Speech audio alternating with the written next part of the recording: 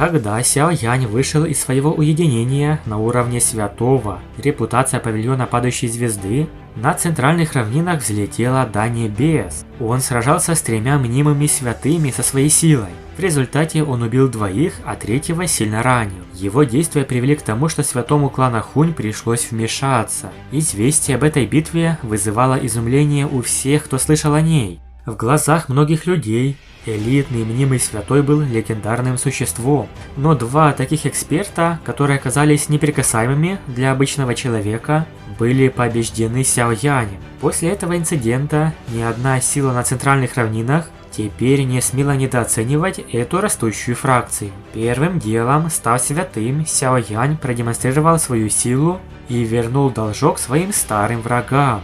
Месть павильона падающей звезды длилась 10 дней. В течение этих 10 дней, по крайней мере 20 фракций исчезли с центральных равнин. Среди них был и павильон ветра и молний. Эксперты этой фракции доставили много проблем Сяо Яню в прошлом. Он чуть не погиб из-за нее. Хорошо, что тогда вмешался почтенный Фэн. Сяо Янь парил в небе. Он смотрел на чрезвычайно хаотичную гору, которая была охвачена морем огня. В его глазах стояло безразличное выражение. Он вел армию из павильона. По пути он устранил пару когтей и зубов Альянса Духовной Реки. И сейчас он не проявлял милосердия. Он четко осознавал, что павильон падающей звезды испытал бы намного более жалкую судьбу, учитывая методы фракций Бездонного Неба и Зала Душ, если бы он вовремя не вышел из уединения. Сейчас не время проявлять милосердие. На центральных равнинах слабые были пищей для сильных, только мощная сила позволила выжить. Когда элитный почтенный воин из павильона падающей звезды ударил главу почтенного Лэя, и тот полетел обратно, он злобно смотрел на Сяо Яня. Сяо Янь, мой павильон ветра и молний имеет хорошие отношения с племенем небесных фениксов. Племя небесных фениксов определенно не отпустит тебя. Племя небесных фениксов, в будущем я разрешу свои обиды и с ними. Сяо Янь безразлично смотрел на почтенного Лэя в ответ. Когда он впервые прибыл на горный хребет ветра и молний, в его глазах почтенный Лэй казался непостижимым. Этот человек был элитным почтенным воином, который мог убить Сяо Яня, щелкнув пальцем. Однако позиции обеих сторон поменялись.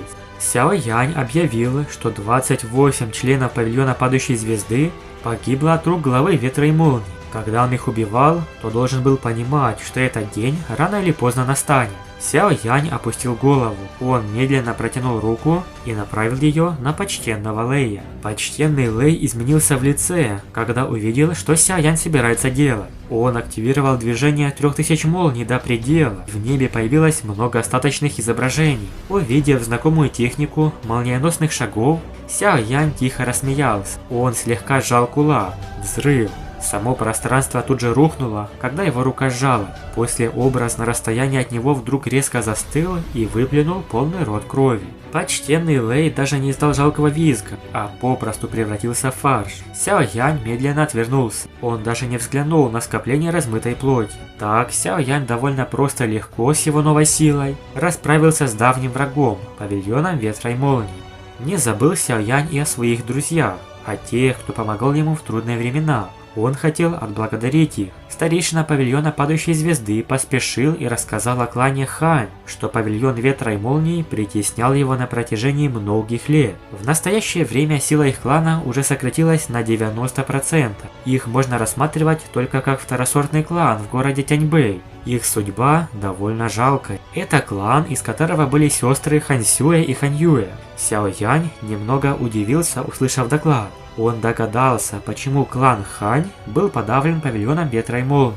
Скорее всего, потому что тогда клан Хань хорошо к нему отнесся. Все эти годы Сяо Янь посвятил себя тренировкам и забыл, какие неприятности он им принес. Сяо Янь тихо вздохнул. Он не был неблагодарным человеком. Если бы Хань Сюэ не спасла его, когда он впервые прибыл на центральные равнины, он мог бы умереть в пустыне. Хотя он помог клану Хань в поединке, клан Хань в итоге был подавлен павильоном ветра и молнии и опустился из фракции верхнего уровня в их нынешнее пустынное состояние. Сяо Янь сам не пошел туда, но направил в клан 3 экспертов павильона падающей звезды. В городе Тяньбэй, в резиденции клана Хань, Произошло неожиданное событие. В зале появились трое стариков, чьи ауры были столь могущественными, что одним движением они могли сокрушить десятки экспертов. Те, кто пришел причинить неприятности клану Хань, уже лежали на земле без сознания или даже при смерти. Глава клана Хань Чи осторожно выступил вперед. Рядом с ним находились две девушки, Хань Юэ и Хань Сюэ. Они были хорошо знакомы Сяо Яню еще со времен его первых шагов на центральных равнинах.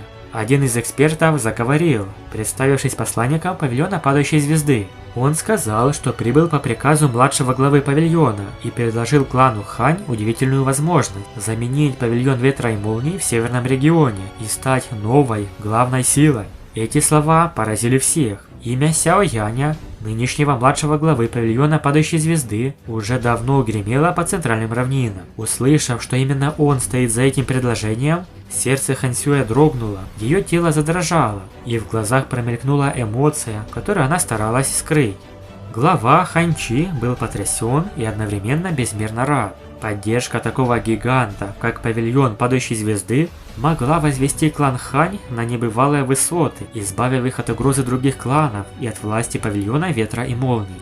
Однако Хань Сюэ не удержалась и тихо спросила, почему сам Сяо Янь не пришел. Старейшина немного замялся. Он понял ее чувства, но не мог ответить прямо. Вместо этого он достал две нефритовые бутылочки и передал их сестрам, сказав, что Сяо Янь просил поблагодарить Хань Сюэ за то, что когда-то спасла его. Это, конечно же, далеко не все, что сделал Сяо Янь, пробившись в класс святого. Его врагов действительно не счесть. Это также клан Хунь и племя небесных фениксов и другие вражеские фракции. В будущем нас ожидают интересные события в аниме. Напишите в комментариях, как вы думаете, кому еще Сяо Янь обязан вернуть должок. Зал душ – это на данный момент самый главный враг Сяо Яня. Даже по меркам центральных равнин эта фракция считается крайне сильной. Однако реально большую угрозу представляет древний клан Хунь, что покровительствует зал душ. Они управляют этим залом, и по сути тот выполняет их приказы собирать души на всем континенте. Против него даже нелегко выступить клану Гу или любому другому из 8 древних кланов. По сути, зал душ – это лишь верхушка айсберга, однако в нем все равно очень много сильных экспертов. Мы рассмотрели топ-9 тянзунов зала душ, начиная с 9-го старейшины и заканчивая первым, самым сильным среди них. 9-й тянзун на уровне почтенного воина 8 звезд, а первый старейшина зала душ является важным членом клана Хунь и первым тянзуном зала душ. Его уровень – Доушен или Святой 2 звезд.